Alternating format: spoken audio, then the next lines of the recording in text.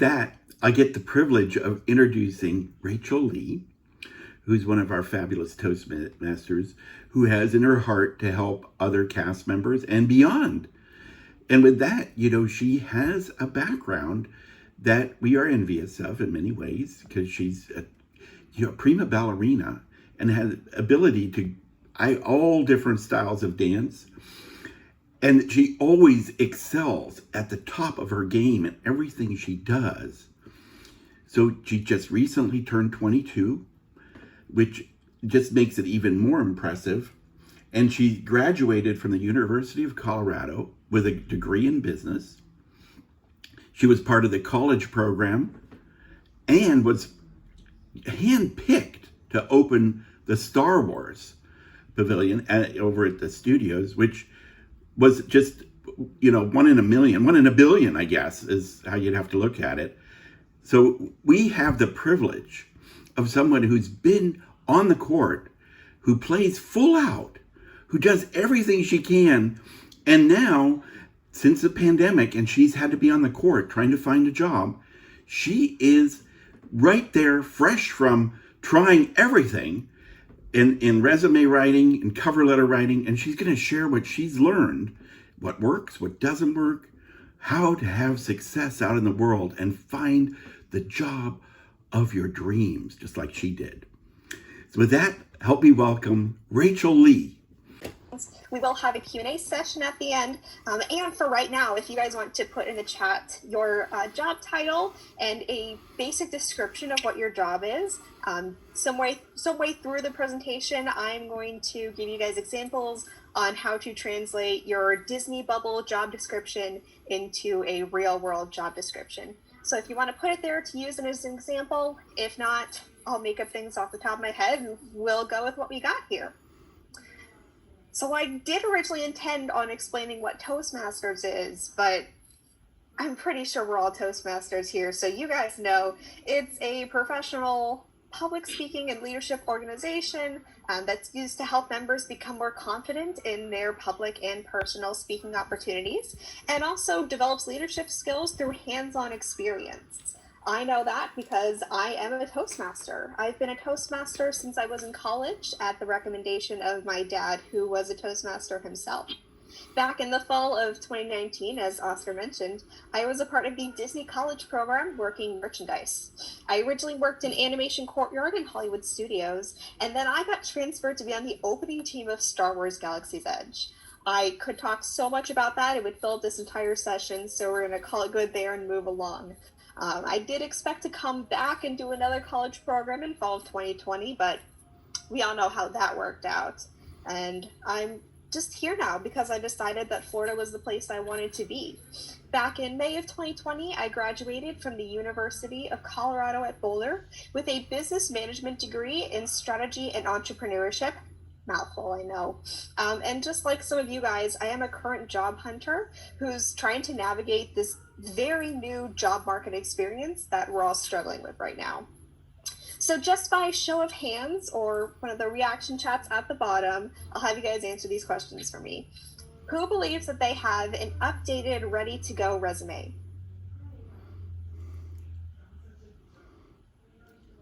All right, seen a few. Who feels comfortable writing a resume and or a cover letter? That's kind of what I expected. And who has neither and is really starting from scratch today? Well, awesome. Wherever you guys are, we're really happy to have you here. We're really excited to see you, and we really hope that you get something exciting from this. Very quickly, just to remind everybody, if we could keep those microphones on mute as we're going through this, you guys will get a chance to talk and interact later. So when writing the resume, the important thing you remember is that you're balancing the line between standing out and not being overly extra. You want to be able to look good and showcase yourself in the best light without really showcasing yourself to look sort of egotistical. Your recruiters are going to scan your resume and within 10 seconds decide whether or not they want to pass you on to the next step or to throw you in the trash. And computers are even faster. Nowadays, with all the online submissions and the technology we have available, your resume and your application will go to that computer before it goes to an actual person. And it's that computer that decides whether or not they pass you on to that person. So having good formatting, strong writing, good grammar is really critical to being sure that you get passed on in the job application process. If you're starting out from scratch and you don't have a good resume put together, the first thing you need to do is to sit down, piece of paper, pen, or your computer, whichever you prefer, and write out all of the experience you have. That could be jobs, internships, volunteer opportunities, professional organizations like Toastmasters, and knowing the location, the titles you held, and the approximate start and end dates of these opportunities. Once you've got all those listed out, next thing you're going to do is you're going to categorize where everything goes into.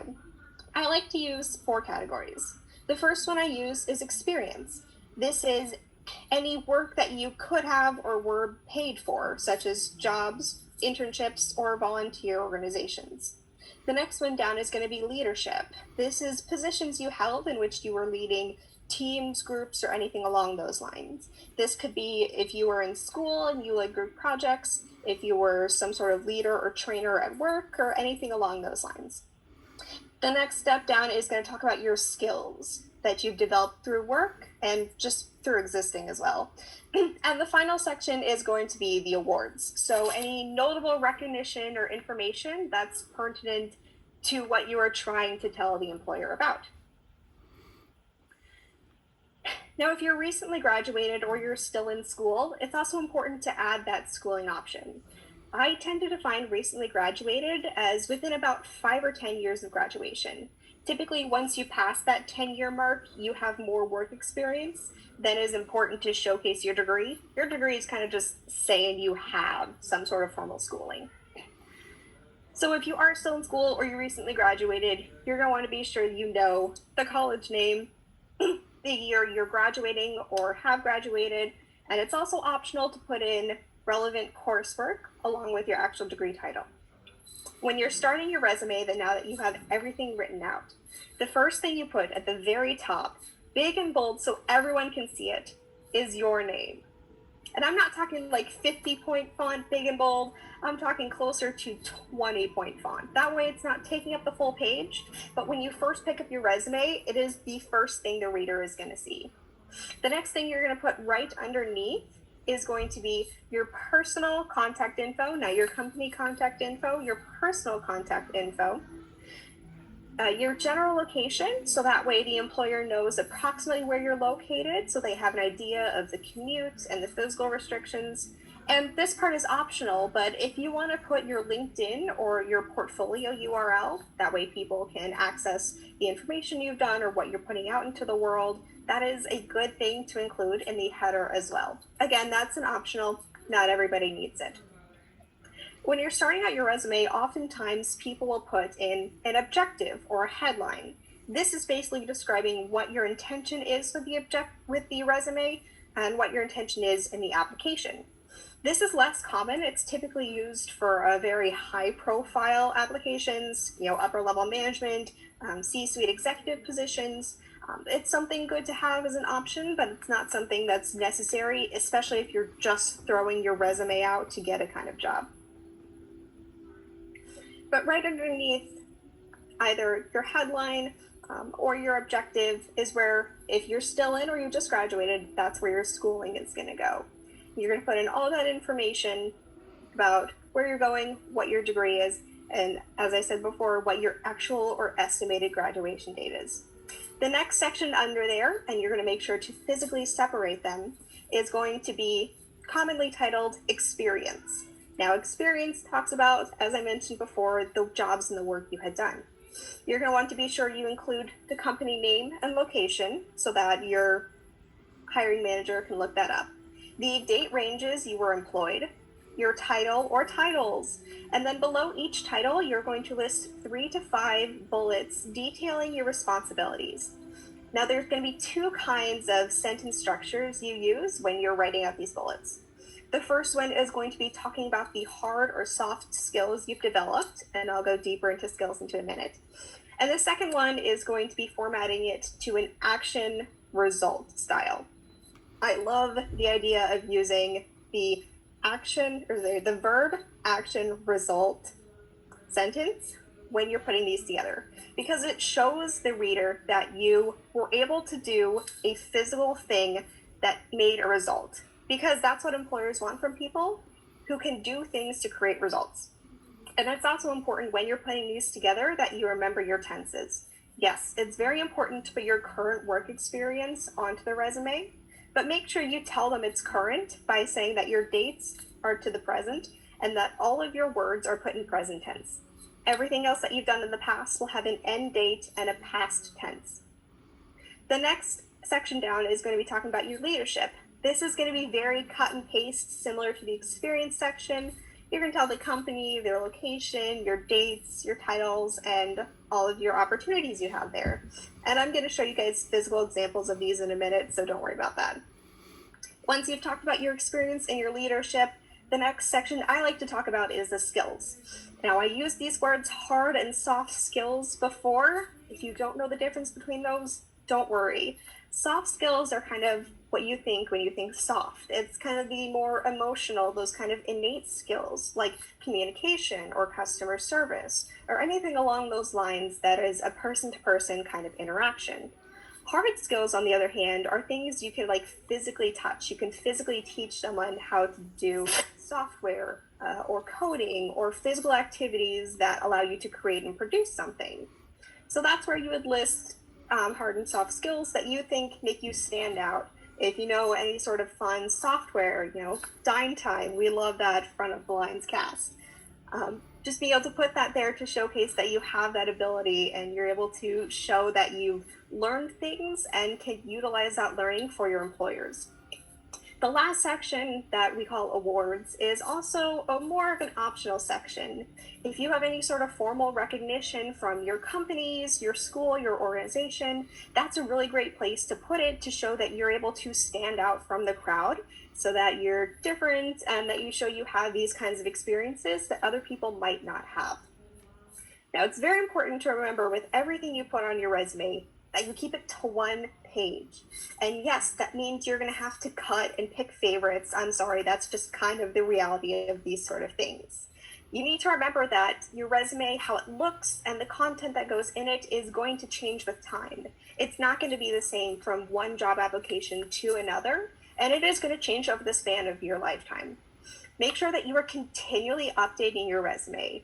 That means if you have a new job, if you have a new experience, if you learn a new skill, putting that on your resume as soon as you can to be able to showcase the most current version of yourself is going to be really critical as you're putting out those job applications, because you don't want to send an outdated version of yourself. That doesn't look very good for an employer. In terms of formatting a resume, it's very important that you keep a physical separation between the different experiences you write about. Because if things jumble together and it all becomes one string of consciousness, no one is going to want to read that, and you're more likely than not to just be tossed into the discard pile. I do recommend keeping everything at a 11 or 12 point font, using a very common font like Times New Roman or Arial, or for the life of me, please do not use Comic Sans on a resume unless you are ironically applying and do not actually want that job. Now you get to have a lot of fun with the margins on the side. They don't have to stay at that 1-inch section, so long as they stay the same length from each other and you keep that white space on the side. Now, what is white space, you might ask? Well, you see on a piece of paper, there's the black ink, and then there's the white space. That is literally the definition of white space, is it is blank area on the paper where there is not any text. And you can really utilize white space to your best because it helps you physically separate out thoughts and consciousness and paragraphs and writings, which makes your resume significantly easier to read, scan, and understand. Now, a few quick don'ts for your resume. Pretty important. First, don't use a picture. As much as you want to showcase your gorgeous face and you think you look really good in that one picture, don't put it on a resume. It creates unnecessary bias. If you really like that picture, put it on your LinkedIn, because LinkedIn is a great place to look good and display yourself professionally. Don't overcrowd your resume. Like I said before, keep that white space because it is essential to being easy to read and understand. And along with that, if you printed out your resume and you gave it to someone who couldn't see very well, would they easily be able to read and understand what your resume says? If not, you're probably putting in too much and you need to rethink it again. Real quick, I'm going to share my screen with you guys and we're going to show you visuals of everything that I've just talked you through. Right. So this is just a really generic, really blank resume just to show you guys everything that I just went over. So as I mentioned before, right at the top, nice and vague and seeable, is going to be your name. That way, as I referenced, they know exactly who they're reading about, no matter where they're looking at on the page. And of course, right beneath your personal, as I mentioned, personal contact information, not professional, personal contact information, so that they can contact you at any point of time during the hiring process. Right beneath that, like I mentioned, the objective is an optional section. It's typically used for more formal application situations, but it's something if you want to add more and you feel like it's appropriate, it's a great thing to put in and gives you a really clear description of what you're hoping to do with this resume. Now for me specifically, because I recently graduated college, I have my education right here at the top before anything else. I don't have too much relevant job experience, so for me, my education speaks louder than my job experience does. But if you've been in your field for 20 some odd years and you're very experienced and you have a whole lot of leadership and various opportunities, it's going to be more important that you share that actual experience than your actual degree. But with the degree, you want to make sure that you put in the university name. If your specific college, so my College of Business had a specific name, you can add that in there. And then of course your estimated or actual graduation date, so your employer knows where you are on the path of your degree. Along with that, having the actual degree title is going to be really good to have because you can't just say you got a degree, you say I got some specific degree. Also optional, if you want to list the relevant coursework towards your degree, this could be really helpful if you're applying for a job you might not have a degree in, but you've taken coursework for. So I have a management degree, but I took finance coursework. So if I'm applying for a finance degree, I can say, oh, I have this relevant finance coursework that can then apply to the job. And I just also happen to have a management degree with that. Jumping down to the next section I've talked about is experience. So you'll kind of notice every little experience section is a copy and paste of each other. That's basically what it's going to look like.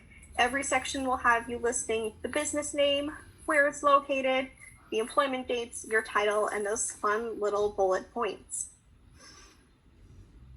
I'd like to mention that you kind of want to keep your resume into a reverse chronological order.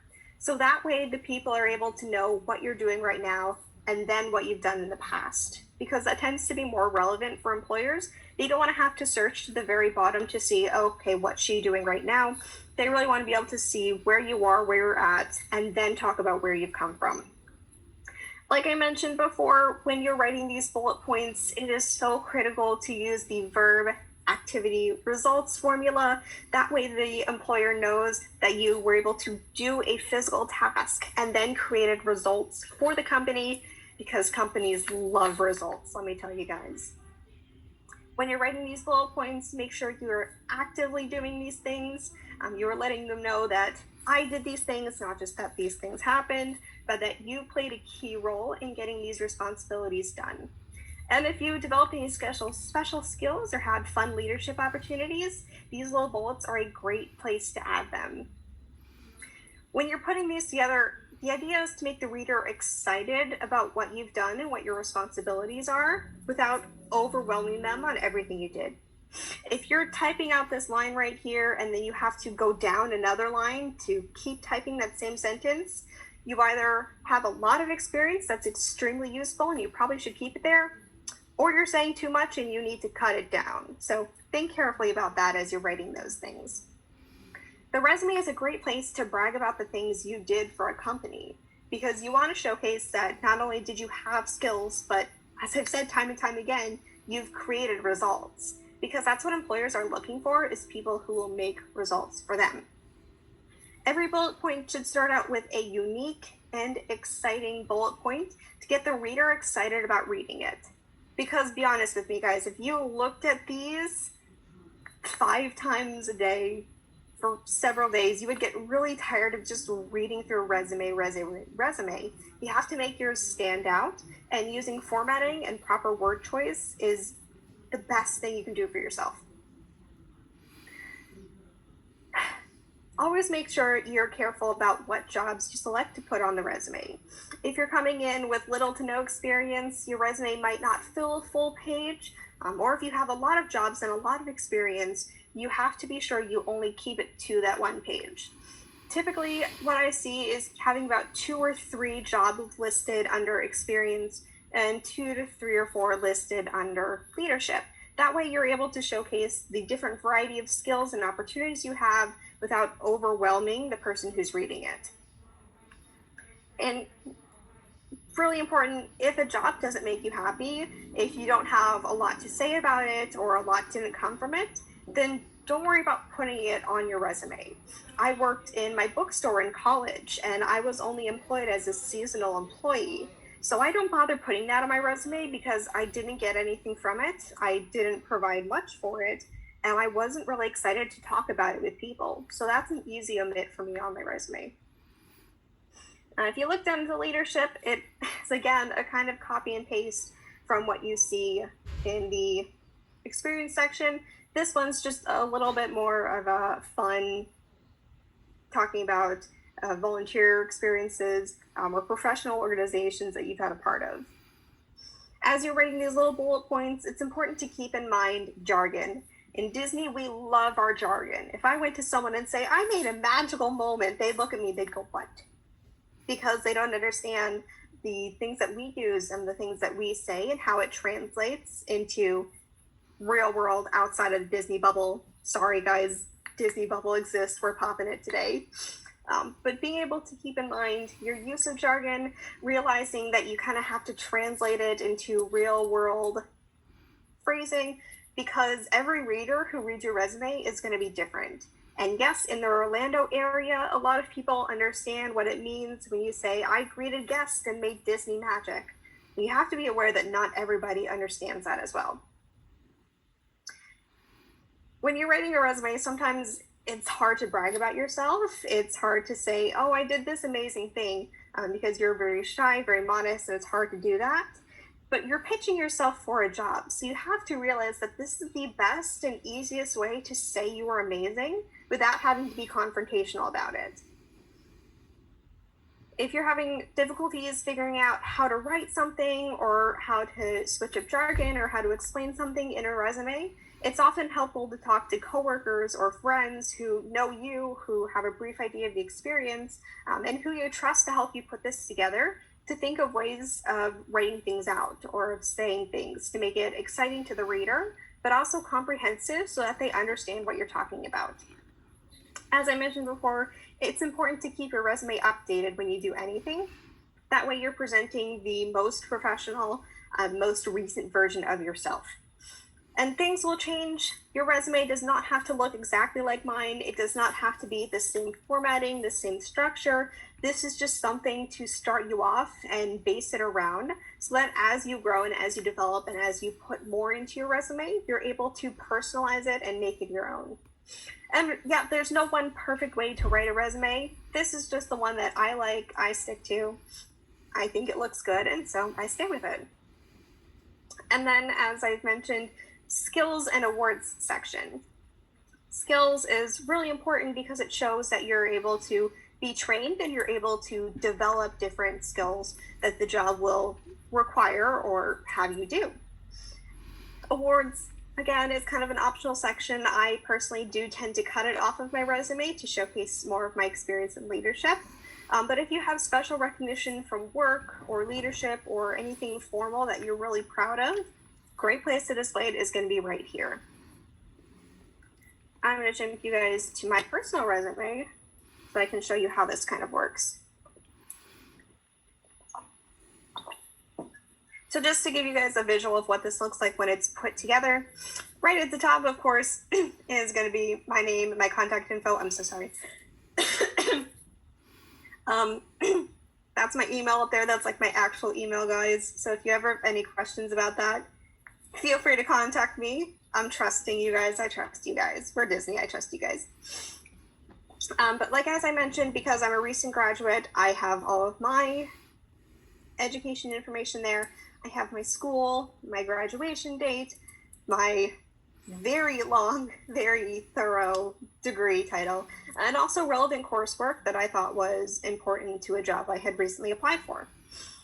If you guys didn't hear about FAU, they did, over the beginning of the pandemic, a free certification in hospitality and tourism management. I had the opportunity to take part in that, so I have also, along with my actual degree, a certificate in hospitality and tourism management, so of course I put that there. Skipping down to experience, you see my current position right now, 2 of my older positions, and they're all, as I mentioned, listed in reverse chronological order, with a good handful of bullet points that are actively describing what I did, what skills I learned, and what results I created for the company. I do want to show you guys this part down here, because this is an example where I had 2 different titles within the same company here in my leadership section. So you'll see in my first example under leadership, I have Toastmasters International and the date listed in the same line. However, when you skip down to this second Toastmasters, I don't have a date in the same line as the company. Because I have 2 different titles at 2 different dates, I listed the titles on the same line as the dates. That way it keeps a clear and concise setup of when I was doing each title. And then of course, underneath each title, I have the individual responsibilities that were located with each title. And that sort of separation shows that it was the same company I had the 2 titles under, and it really breaks it up so you can understand what I did individually in each different title, in each different date section. And then at the very bottom, I have my fun skills. Most of these are hard skills that I have learned and developed over my time. And I do have a foreign language there because businesses love when you can speak a foreign language. Even if it's a basic conversation ability, put it down there because it's a lot of fun to be able to say to someone, I can speak a foreign language. They really love that. All right, popping up the chat box. So to non-Disney-fy your Disney job description is a lot of fun, especially when you're trying to tell someone, yeah, I pushed a button for a ride every day. There's not a lot you can say to that on a resume until you adjust what you're saying. I know I worked merchandise in Disney, and that was really easy for me to translate into a sales type of job description. So it's very easy to say, oh, you know, I sold X number of merchandise within a day. I maintained the presentation of the floor and the stock room. And so that's easy to translate into a more typical job description. But with something like attractions, which I worked when I was at Legoland, it's a lot harder, like I said, to say I pushed a button for a job today. So what I typically like to do is I like to look at what the job description entails and think about how I could explain it to someone who has no clue what this job is. So for attractions, I could say, oh yes, I loaded people safely onto the attraction and made sure that they remained socially distant and followed all CDC procedures through the duration of the attraction, and that they were safely operating large machinery for that time. It's a lot more exciting to say than saying, got someone on, pushed a button, called it good. Kylie, thank you for submitting in. So you are a support analysis in Disney Enterprise Technology. First of all, how do I have your job? Second of all, support analyst. Would you mind giving me like a 1-sentence description of kind of what your daily routine looks like for that. Sure. Yeah. So I work in enterprise technology, which is part of the telecommunications department at Walt Disney World. So I know I did not know what telecom meant before I started my role. But basically, we are part of the mobility services department that is the liaison for all of the cell phones and radios for the cast members. So we're the group that talks to AT&T and Verizon on behalf of the cast members. Okay, first of all, that's really cool. Oh my gosh. So a lot of your experience is going to be centered in communication and being able to communicate between functional groups. So you are talking to kind of everybody under the sun of the Disney bubble, and you're also reaching out of the Disney bubble, which is very exciting. So when putting that on a resume, you're going to talk a lot about communicating between various functional groups. You're going to talk about how you reached outside of the company and did not exactly customer relations. You did like professional relations with business partners of Disney and things along those lines, just to say you worked to create and establish relationships with Disney partners and stuff like that. All right, that was very exciting, friends. We're going to jump along now to putting together a cover letter. Very exciting. There will be time for Q&A, so don't worry too much about that. I'll get to answer any questions you have about the resume section after we go through a cover letter section. Water pause. That was exciting. Cover letters suck. I will be the first to admit that. Anytime I sit down to write a cover letter, all I want to do is kind of cry and eat something warm. But I'm going to give you guys an inside secret. People don't like reading cover letters either. We both kind of just do this thing because we have to, and we've accepted that it's a thing. But what's most important to know about cover letters is that they show genuine effort on your part, and they make it a lot more applicable for you to get a job because you show that this job is important to you enough that you took the time to sit down and write this letter to the hiring manager to show your interest and your excitement about this job position. The cover letter is a story about you without saying it's about you. A lot of fun, I know. I'll explain that to you guys. But the first thing you do before you even start writing the cover letter is do your research about the company and their culture. If you can prove in your cover letter that you know the company, you know their culture, that is already a step up for you, because employers want people who are invested in their company, their cultures, and their beliefs, and who they know are going to stick around because they are dedicated to what this company is hoping to achieve. When you're writing your cover letter, have the job description in a different window that you can reference back so that you use words from the job description in your cover letter. Because like I mentioned before, these things are run through a computer. So if the computer sees the same language in the description and your cover letter, they're going to send you on quicker to the real person than someone who might not have used the actual language. And as you're writing your cover letter, make sure you minimize I statements as much as possible. Sounds really contradicting to write a story about yourself without saying I in every sentence, but it gets really boring and really tiring for the reader to just hear, I did this, I did that, I think this, I can do that. The idea of a cover letter is it's a proposal to create a team between you and the company. So instead of just showcasing yourself, you want to talk about how you can make this marriage, for lack of a better description, make this marriage of the two of you possible. At the very top of your cover letter, you're going to want to put, surprise, your name. That way they know exactly who this cover letter is about, and they're able to know who you are and also your contact information. So that way, if your cover letter and your resume get separated, no matter what paper they have, the hiring manager knows who you are, what your qualifications are, and how to contact you. You're then going to address the reader, hopefully by name. If you know who the hiring manager is, you can say, Dear Mr. or Mrs. whatever.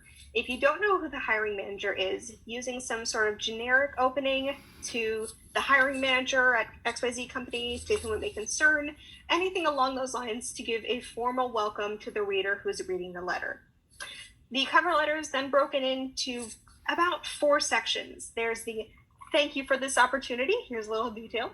The here's an opportunity I had and skills I developed. The here's how these skills can help you section. And the thank you for this opportunity closing section. It is so important to use a call to action at the end of your cover letter, because then it makes the reader want to reach out to you. It makes the reader excited about you. And instead of just being like, okay, here's my cover letter, you're like, here's my cover letter and I cannot wait to discuss this opportunity with you. Because which person would you want to reach out to? The one who's just did the cover letter, or the one who's excited about the cover letter and wants to speak to you as a person?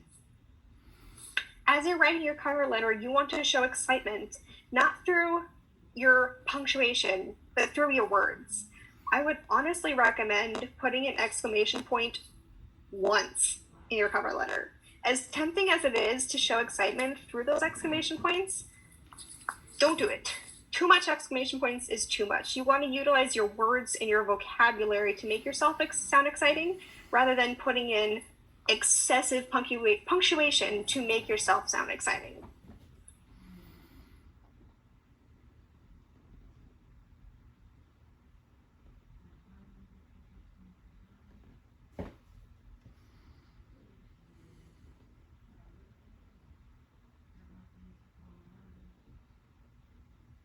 Cover letter that I've actually used myself.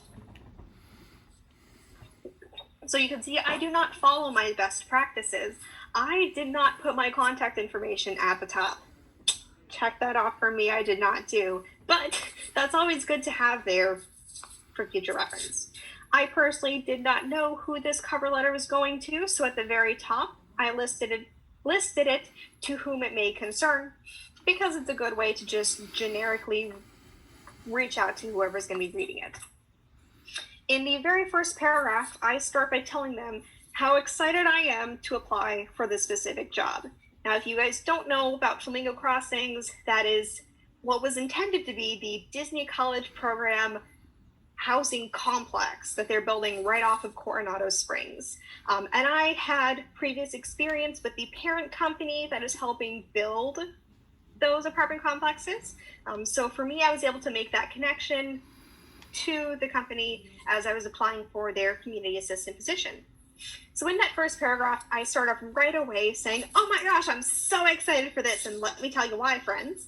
Because that second sentence is giving an example of a previous experience I had, the skills I've developed, and then I go on to elaborate those in the next paragraphs. The second paragraph, I do the here's an experience I had and let me tell you about the skills, where I further in depth talk about my time working in Galaxy's Edge. I mentioned a lot of the skills I had that I believe will be critical to the position that I'm applying for, so that I create that bridge between what I've done and what I can do for this company when I join that job. And then because I had the previous experience with that company already, applying for a new position, I talked about my time working for that company in my next paragraph down. As I mentioned, the skills I have that's going to be relevant for them in this job. I talk about the software I know, I talk about the experience I had with the company before, and I talked about what I have done that can be what I can do for them. And then at the very bottom, that last section, again, I say, thank you so much for this job. I'm so excited. And then I leave them with that call to action, where I say in the very last line, should you have any further questions, please feel free to contact me. Give you guys to look over that while I do a water break.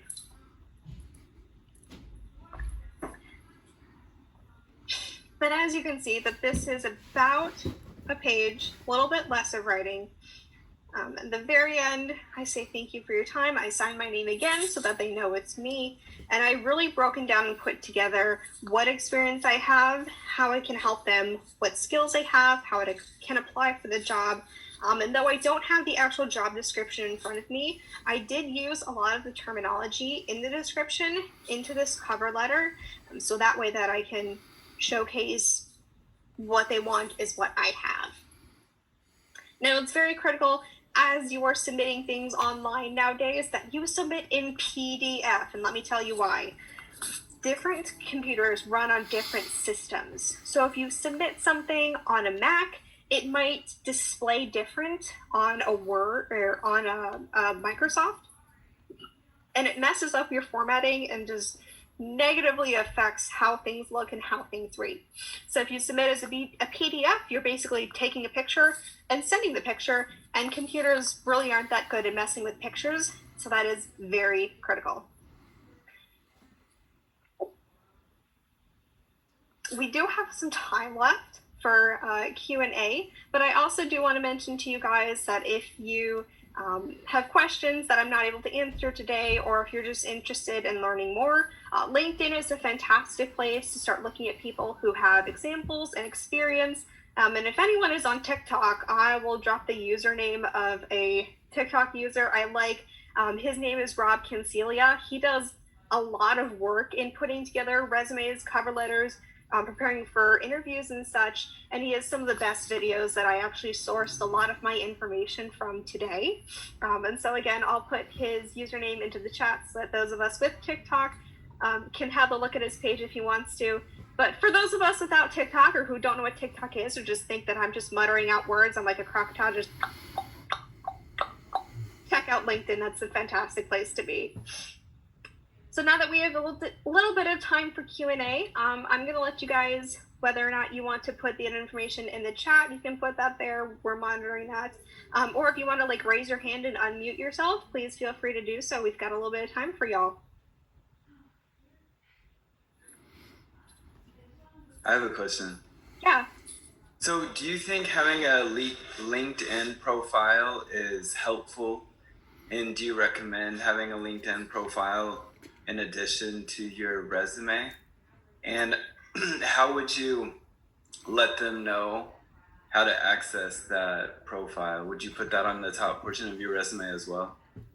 Yes. So as outdated as it seems for a lot of us younger folks, LinkedIn is still pretty important. I have a LinkedIn profile that I try to keep updated. I have the app on my phone. I don't go on the app as much as I go on my other socials, but I know that it's important to establish business connections. I know I have a lot of my professors, my college peers, some of my old coworkers I connected on LinkedIn, so you can use those people for references and things along those lines. So yes, I still think LinkedIn is important. It is not obsolete yet, so keep using it.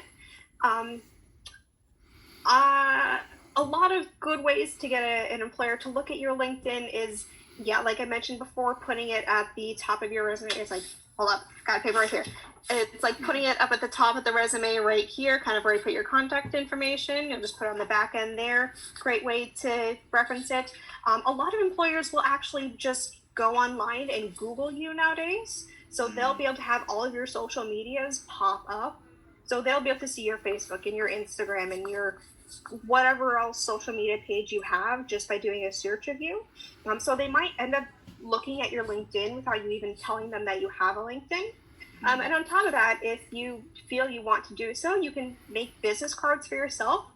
Places like Vistaprint or other online companies have templates that you can use. They'll help you put together it, and then they print and send you business cards pretty cheap. So if you do go in and you do in-person interviews, you can always leave them with the resume and say, oh, here, I also have a business card for you. And that can have your contact information, your socials, and your LinkedIn as well. Okay. Was that it? Did I get it all?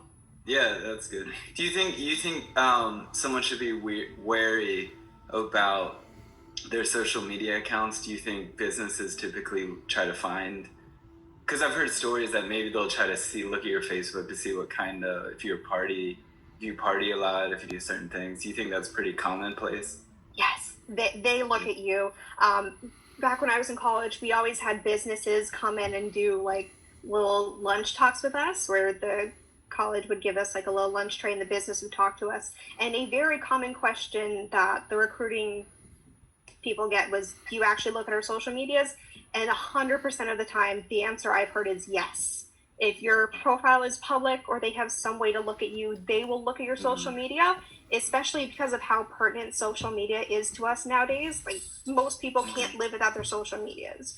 And so it's a really great way for businesses to look at you, to know what kind of person you are without ever meeting you in person. So putting your best foot forward on social media, still being honest, but putting your best foot forward is going to be really important as you're going through the job hunting process. Okay, thanks. Yeah. Oscar.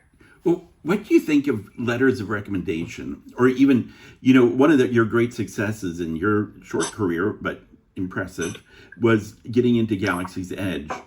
What made the difference for you to be able to have that opportunity when literally billions of people wanted that? So I don't say this because it changes the perception.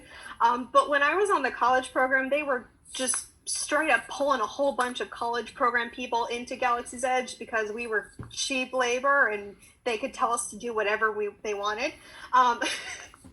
So in a way, I was kind of just forced into Galaxy's Edge, but I had really great leaders in my area who took into account what our wants were, what was important to us, if we really thought we would be excited or interested in going to Galaxy's Edge. And I was lucky that Animation Courtyard has the Launch Bay cargo shop. So whenever I had shifts in there, I was always really excited. I was playing with a lightsaber every day because we had damaged merchandise that we just got to play around with. I was interacting with all of the guests in theme. I was saying, how was your travels today? We have our cargo shop here. And I was really displaying the skills and interactions that Galaxy's Edge wanted. And that kind of led to the leadership to be like, oh, this is the fun kind of person we want to bring onto the opening team of our land. But in terms of actual letters of recommendation, I know a lot of people still do it. In some of the job applications I've had to put out, they've asked for references. So I've had old mentors who I put down as references. And I do think letters of recommendation still stand, very similar to just a basic resume or a basic cover letter. Having a letter of recommendation is a really good tool to show who you are. It's the old-fashioned version of social media, so that's just a little bit more direct. It's really showing who you are as a person from someone else's perspective. Because you can say one thing and a impartial third party will say something different. So it allows employers to get a good gauge of who you truly are. I saw Kylie's hand up. I'll come back here. Okay. Yeah, just a quick question around resumes and how do you make your resume stand out in a good way but not be over the line as far as either font or color or format? I think that's what I struggle with a lot. Mm-hmm. First thing is to understand the company culture. So if you're applying for Apple, things are going to be a little more chill. You're going to come to the interview in jeans and that would still be fine. So it's kind of reading what the company feels. If it's a very formal, uptight accounting kind of company, you're going to tell them, I did this and I got this from it. I did this and I got this from it. I hit this number and we made this much profit or whatever it was. And it's understanding what they want to see. They want to see results. With Disney wants to see passion and excitement and energy.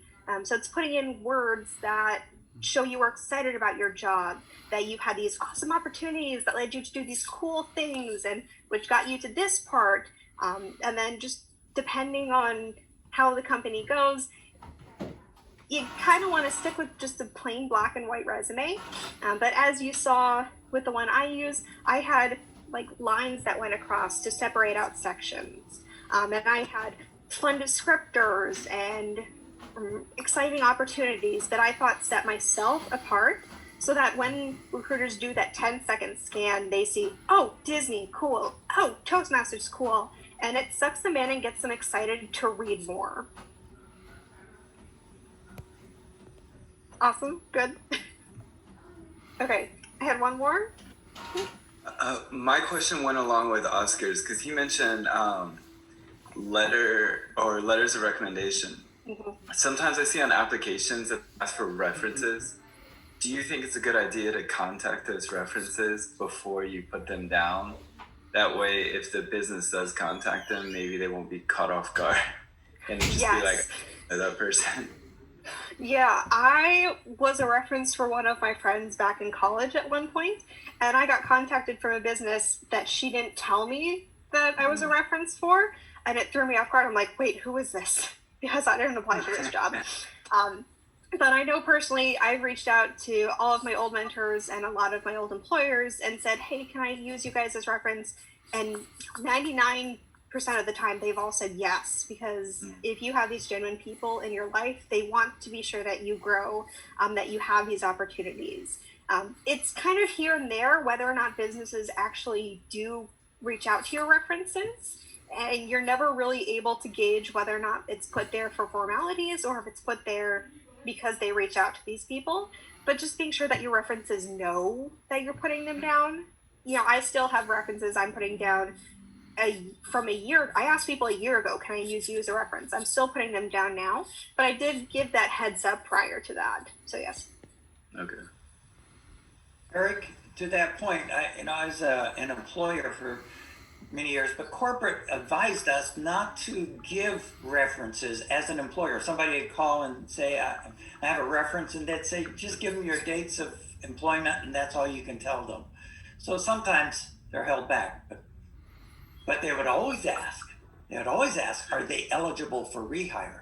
And that was the code. Did they do a good job or? Yep. Yeah. Hey, can I throw one other thing in? Yes. Panel interviews were often used in our company. So instead of seeing one person, you would see 4 or 5. One time I had an interview with 10 people. Wow. But Group I interviews. didn't get that job. But HR manager said, here's what you need to do is find out who is on the panel and then find out something about them so you can ask each person a question. So in my case, I needed to ask the safety manager something, or the sales manager, the district manager, another branch manager. So you do your homework, and then you kind of help yourself so you can ask appropriate questions at the appropriate time. I have another question actually. Yeah. Or do you go, Oscar? No, that's all right. Go ahead, Eric. Oh, No. okay. Let's say if you're at a job, let's say, and you don't necessarily like the job, but let's say you've only been there for a short time, do you think it's a good idea to try to stay for a longer period of time for resume purposes, that it doesn't look like you just started some job and quit like within 2 weeks or something? This is a hot topic of debate, especially with the generational difference. No offense to anybody who's older than me, but a lot of the older generations believe in the idea of you find a job and you stick with it until you retire. And a lot of the younger generations believe that you have the freedom to job hop until you find what you want to do and where you want to be. I am a believer that you stick into a job until you can't anymore. So you've been there a week, you don't like the people, you don't like the place, you don't have a passion, and you are in a place in your life where you can move on from it and move into another job. That's fine. Your resume is going to have gaps. Like, I did a phone interview the other day where they asked me about the gaps in my resume. I told them, I had this other job I just didn't put down. I was in school for this time, so I wasn't employed. If they really do care about those gaps, they're going to ask you about it. And then you're able to give them that explanation in person. If you have a job you don't like, feel free to just move along. And then don't feel pressured to put it on your resume just to fill a space on your resume. In our company, if somebody had 3 jobs in 1 year, we wouldn't look at their resume. We wouldn't consider them because they wouldn't stay with us either if they were just too busy moving on. So it plays both ways, doesn't it? Mm-hmm. Yeah, it's a balance. And again, knowing the company and the culture. I currently work with a small business right now, and so they didn't mind that I had jumped around and had various experiences. because they could tell that I was a good worker and that they know that they see turnover. Something bigger like a higher corporate position in Disney, sure, they're going to want to see that you're dedicated, that you're willing to stay, and that you have progress staying. But McDonald's doesn't care if you leave in 2 weeks, they can do the work, they'll take you on.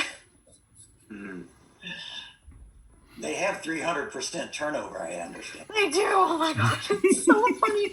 Man, I could spend forever talking to you guys about. Okay, we will cover things like group interviews and interviews in the interview portion of the seminar. But if I could talk to you guys about turnover, man, I'd have so much fun just talking to you guys. So we technically have 4 minutes left. I saw Oscar's hand. Oh, you jumped out of Disney and you went out and you worked for Legoland. I'm just curious a little bit about that experience, and I'm proud of you because you jumped out. It's also in that field. You wanted to stay in the area, but could you just explain what that whole process was and what you experienced at that job, and how to handle something like that, because you were in it a short time and then you found something else. Yeah, fun story there. It's definitely going to take me more than the 4 minutes we have left in this hour to tell you guys about that. So I do want to say, if anybody does have to leave, no hard feelings. Oh, wait, pause. I did not prepare for something, and I'm so sorry, friends. We do have, I did put together a little Google form for you guys. If you were interested in getting your hands on any of the documents that I show you guys today, or if you want, we can figure out how to get Oscar's recording sent out to you guys. So just in the chat, I put in that document. We're going to keep your contact information confidential, but if you want any of the resources we've given today, it's all going to be in that Google form. It's all going to be sent to you if you put your information to that Google form there. Okay, jumping back to your question, Oscar. I moved here to Florida last July, and I'm not kidding when I say the day I put my boxes into this apartment is the day I got the email from Disney that my college program had been canceled. So I had drove all the way out from Colorado here to Florida, and I said, I am not going back. I'm going to figure this out one way. And so that day I started sitting down and I started trying to figure out what companies I could apply for, that I could put in a job application, that I could work at. And I ended up interviewing at a lot of different places. I just really never got like the vibe or the spark that got me excited about my work until I walked into Legoland, and their like HR office had a giant sign that had the Legoland logo built out of Legos, and all the walls were brightly colored and all the floors were brightly colored, and the person first greeted me when I walked in with a "Hi, how you doing?" And I said, "This is it. This is where I belong," because it really gave me that Disney vibe, just like with a Lego version. So I did my interview for attractions, which is something I hadn't done before.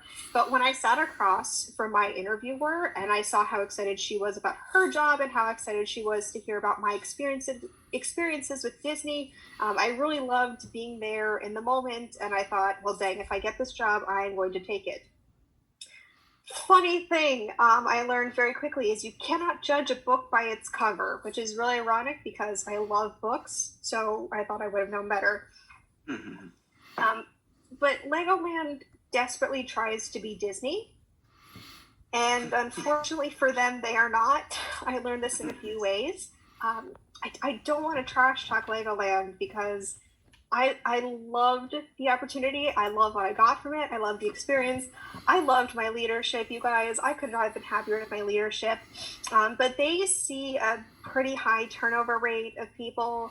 I know that I'm now one of them. Their people aren't as excited to go to work as I experienced in Disney.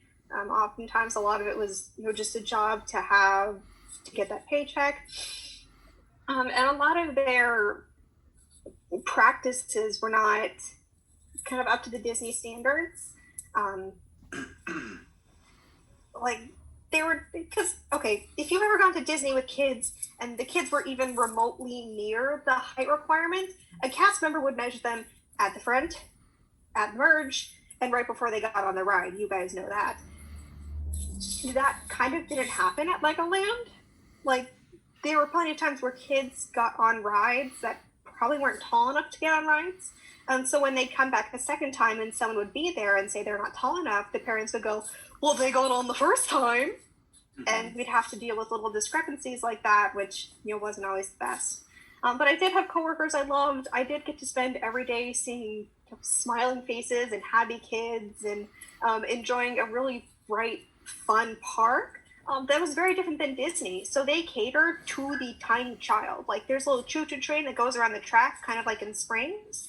And that's like one of the main rides they have there. So those little trains around the track rides. But they also have roller coasters similar to the Barnstormer. So they really do cater for that wide range of child. And I really do miss getting to work with kids and seeing them like smiling and having fun every day. I did end up leaving because they weren't providing me the hours and the pay that I needed. But I think if they were, I would have stayed for a bit longer. Yep. I don't think if anyone has any other questions, I'm happy to stay on for a little bit of time, but we did it, guys! We did our first seminar!